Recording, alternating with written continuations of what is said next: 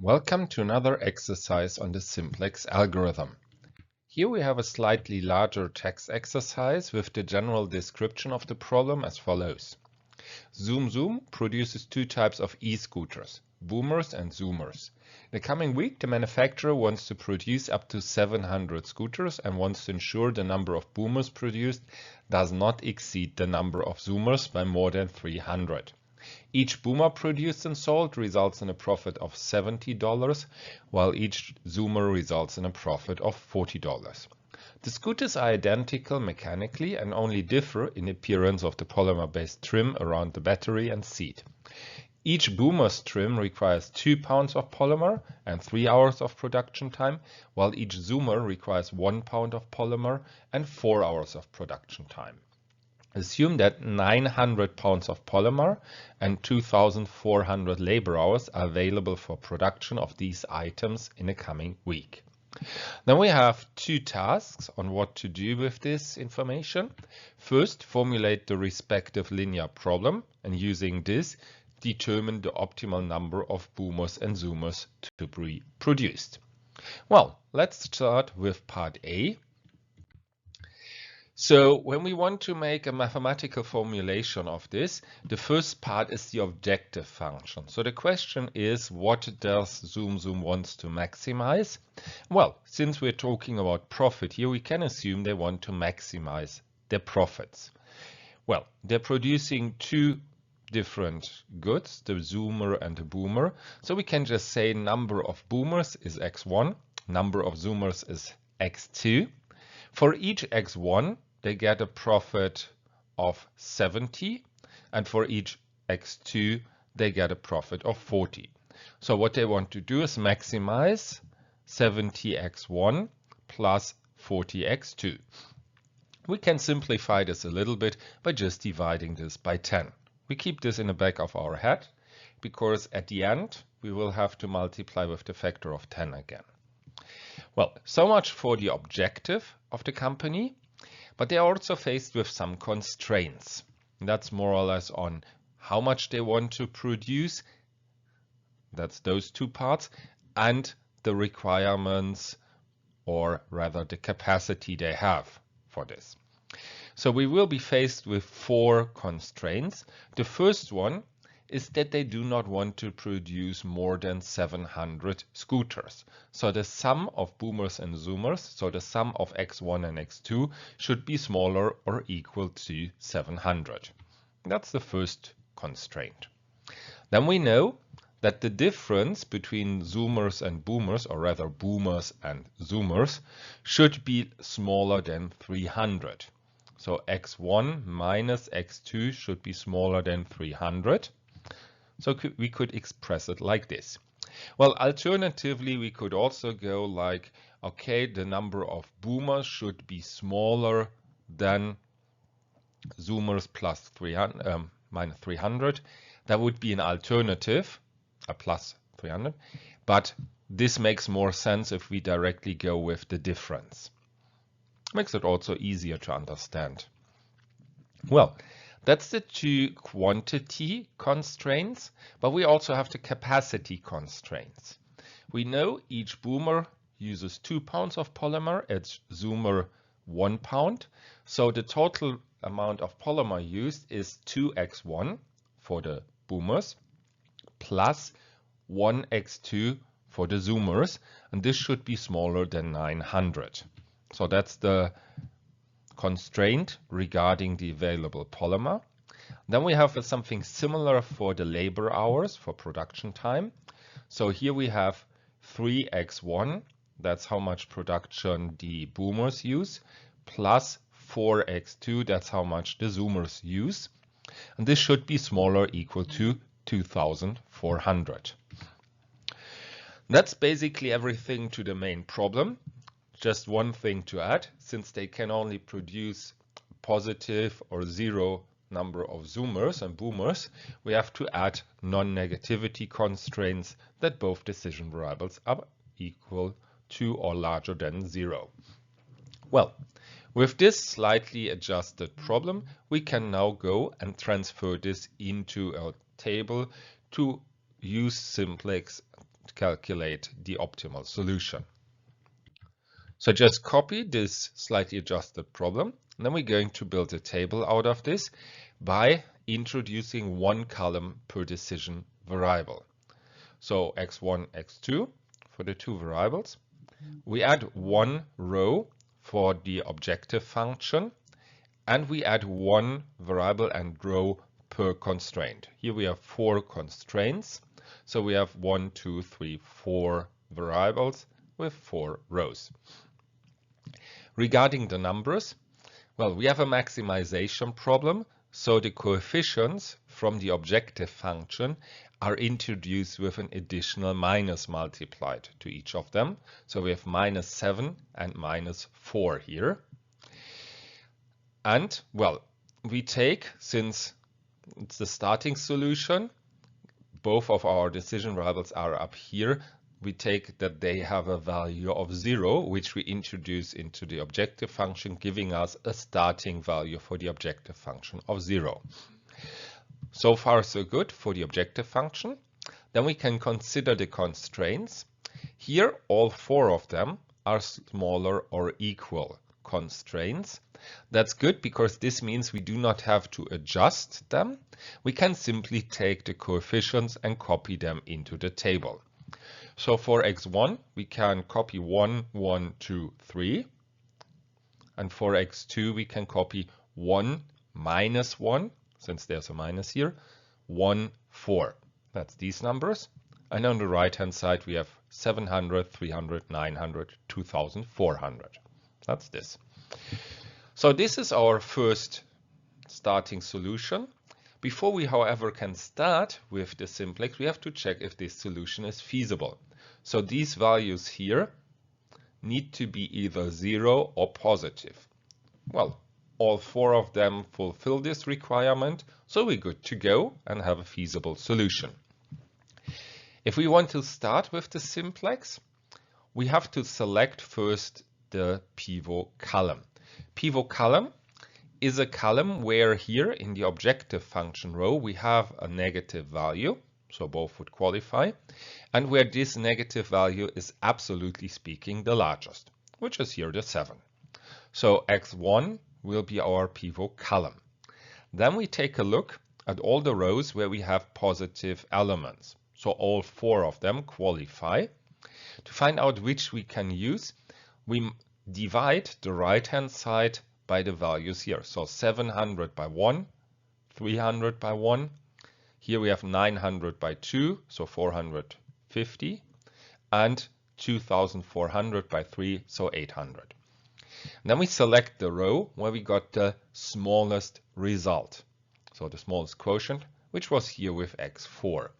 So this then is our pivot row. So we have pivot column x1, pivot row x4, giving us 1 as the pivot element. And this we are going to use for the simplex transformation. Bring us to this table. So how do we get to this table? First, the pivot rows and columns variables switch places, those two. So we have x1 here, x4 here. For the pivot element, we go 1 divided by pivot element. For everything else in the pivot row, we divide it by the pivot element, so by 1, meaning they stay more or less the same.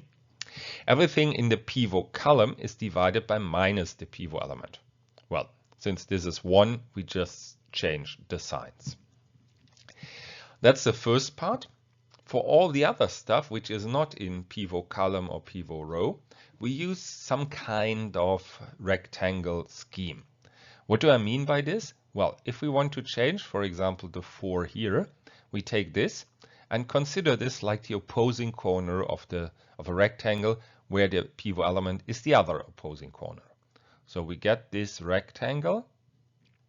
Then we go with the calculation, original element minus these two corners multiplied divided by pivot element. So here we go -4 minus -7 times -1 divided by 1.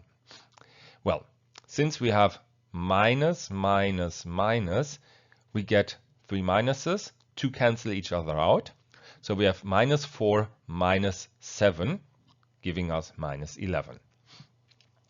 We can do the same thing here. Then we have this rectangle. Here we calculate 0 minus 7 times 300 divided by 1. Minus minus cancel each other out. So we have 0 plus 7 times 300, so 2100.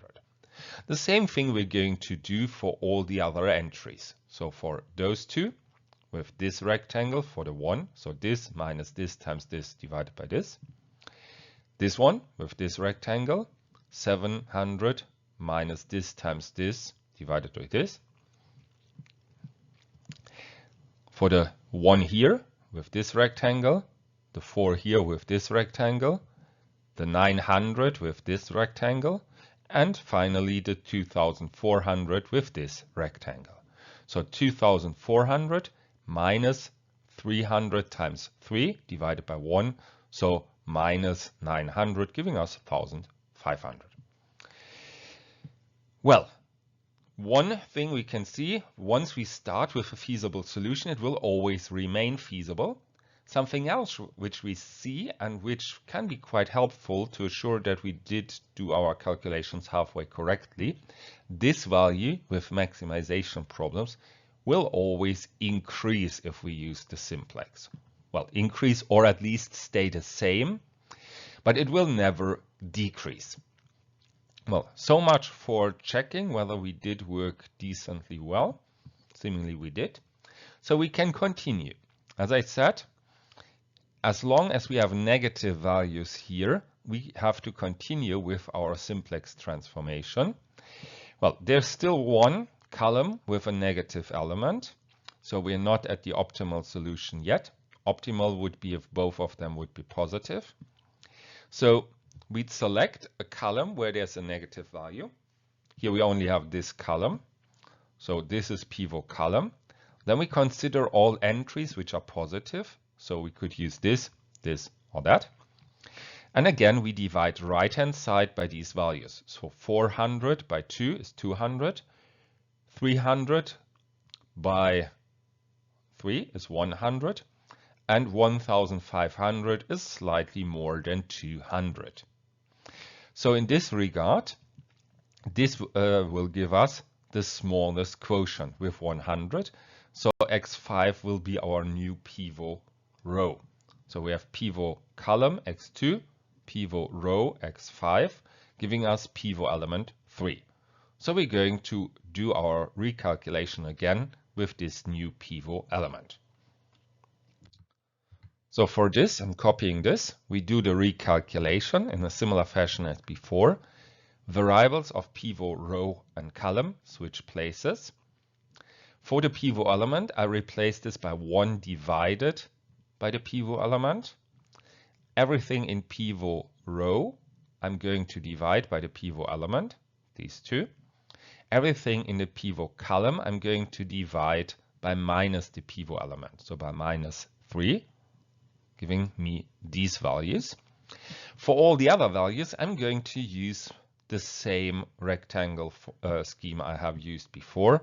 So for the 2100, I have this rectangle here. And I go 2100 minus 11 times 300 divided by 3. Minus minus give plus. So 2100 plus 11 times 100. So in other words, 2100 plus 1100 gives 3200. For the 7, we have this rectangle. So 7 minus 11 times 2 divided by 3. Well, minus, minus, minus, 3 minuses, 2 cancel each other out. So it remains with 7 minus 22 thirds. 7 is 21 thirds. So 21 thirds minus 22 thirds gives minus 1 third. So we're here at this value. Then we can carry on in the same fashion with all the other values. So here for this minus 1, we have this rectangle. For this 1, we have this rectangle. For this minus X3, we have this rectangle. For the 400, this one. For the 300, this one. And finally, for the 1500, this one. Always in the same way. So this value minus this times this divided by this. Now I can check again. What about optimality? And I see here, okay, both of these values are not yet positive. So I have to do one more step. Again, I'm going to select column with a negative value in the objective function row, which is here this one, the only one. So X4 becomes pivot column. I consider all positive values, so these three. And I again divide right-hand side by these values. Well, this means as well, for 1/3, I can just multiply them by 3. So I have 600, 1200. And here I have to multiply by 3. So 2400 divided by 5 is 480. So this is the smallest quotient. That's why I'm selecting 5/3 as new pivot element. I copy my table, and then I do the transformation with this as pivot element. First, the two variables switch places, x4 and x6. Here. For the pivot element, I go with 1 divided by pivot element. Everything in pivot row, I divide by 5/3, giving me these values. Everything in pivot column, I divide by minus 5/3, giving me these values. And for all the other values, I'm going to go with the rectangle scheme. But I'm going to start with this value first, because give me this rectangle. If I calculate 11/3 minus 1/3 times minus 7/3 divided by 5/3 will turn out to 3.2. The important part is not necessarily the value, it's that this value is positive. So both values are positive, so I have arrived at my optimal solution. This means the values here inside I do not need. So I can just skip this part and save on some calculation time. So those three I do not have to calculate. I would not even have to calculate this one because x3 is not a decision variable. But well, if I calculate all the other values here, for this one I would have this rectangle, for the 200 this one, for the 400 this one, and finally for the 100 this one. So if I have calculated this final tableau, as I said, this represents my optimal solution. What can I say about this optimal solution? Well, both of these values up here have a value of 0. All the values here have the respective values from the right-hand side. So, since I had two decision variables, x1, x2, those are the values for those two. This was the boomers, the zoomers, so I produced 240 boomers, 420 zoomers, and they give me this much of profit. Well, not exactly, because I have to recall, I have changed the objective function by a factor of 10. So I have to multiply this with a factor of 10 again. So my actual profit is $33,600. Well, so much for the optimal solution. I can get two additional informations on this. If I remember, x3 and x4 were the requirements or the constraints regarding that I should not produce more than 700 scooters. Well, here I see I have some buffer left, so I produce 40 less than I were allowed to. Here, that's on the difference between zoomers and boomers. Here I see as well that I have some buffer left. However, those two were on the requirements for polymer and work hours. They have a value of 0.